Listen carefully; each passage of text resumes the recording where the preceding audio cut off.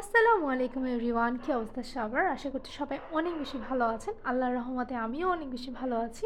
Tahmida Mallick daily ব্লগে আপনাদের সবাইকে স্বাগতম। অনেক দিন পর ব্লগ নিয়ে আসলাম, আশা করি আমাকে কেউ ভুলে যাননি। আজকের ব্লগটা বেসিক্যালি হচ্ছে বৈশাখী মেলা নিয়ে তৈরি, যেটা হচ্ছে বাঙালি সংস্কৃতির অনেক বড় একটি দিন। অর্থাৎ বাঙালি তারিখ অনুসারে আজকে হচ্ছে বছরের প্রথম দিন।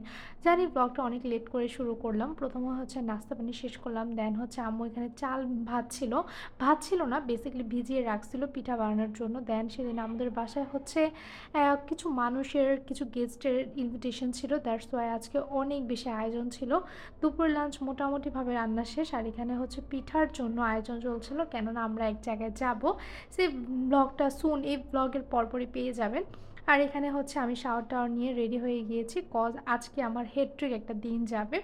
বেসিক্যালি হচ্ছে এক জায়গায় যাবো শ্যুট করতে, কেননা সেখানে অনেক অনেক অনেক স্পেশাল একজন মানুষ আসবে। কে কী কীভাবে সব কিছু জড়িয়ে থাকছে আজকের ব্লগটা। বেসিক্যালি আমাদের কেরানীগঞ্জে একটি সুনামধন্য রেস্টুরেন্ট সেখানে এসেছিল বাংলাদেশের অন্যতম ফুড ব্লগার আদনান ভাইয়া। তো তাকেই হচ্ছে টুকটাকভাবে ওয়েলকাম করার জন্য আমরা এখানে ফুলের তোড়ার ব্যবস্থা করেছিলাম, এবং তা দিয়ে হচ্ছে ভাইয়াকে আমরা ওয়েলকাম করে নিলাম আমাদের কেরানীগঞ্জে।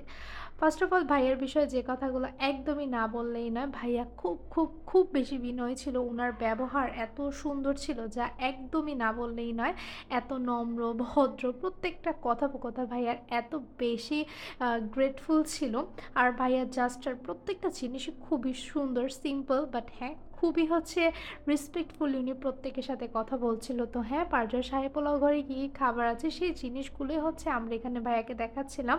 বেসিক্যালি সেখানে কাচ্চি বিরিয়ানি, তারপরে হচ্ছে খিচুড়ি, কালাভুনা, খাসির কাচ্চি, দেন হচ্ছে মুরগির রেজালা, বিরিয়ানি, লাইক এভরিথিং, মোরগ পোলাও, মানে কোনটা রেখে কোনটার নাম বলবো। এখানে এত এত আইটেম ছিল, তো এই আইটেমগুলোই হচ্ছে আমরা দেখাচ্ছিলাম ভাইয়াকে।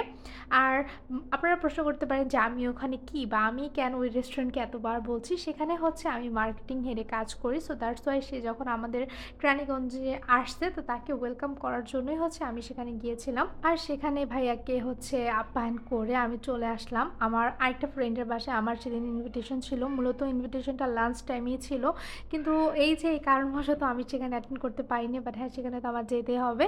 তো অলমোস্ট মাগরিবের সময় হয়ে গিয়েছিল, আমি ওর বাসায় গেলাম। দেন সেখানে হচ্ছে কিছু সময় থেকে আমাদের হচ্ছে হসপিটালে কিছু কাজ ছিল, সেখানে রিপোর্ট কালেক্ট করলাম। দেন চলে গেলাম হচ্ছে হালকা পাতলা কিছু খাওয়া দাওয়া করার জন্য। বান্ধবীরা আমরা মানে আমি সহ আর দুইজন বান্ধবী ছিল। তো এখানে আমরা বেশ খানিক সময় হচ্ছে আড্ডা দিলাম, কথা বললাম, অ্যাজ আমাদের এত বেশি কথা হয় না।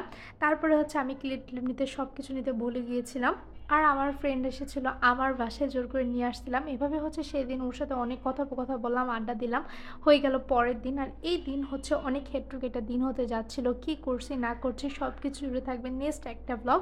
এই ব্লগটা ভালো লাগলে লাইক কমেন্ট করে যাবেন, আর চ্যানেলটা প্লিজ সাবস্ক্রাইব করে যাবেন। টিল দেন সবাই ভালো থাকবেন। আল্লাহ হাফিজ এভরিওয়ান।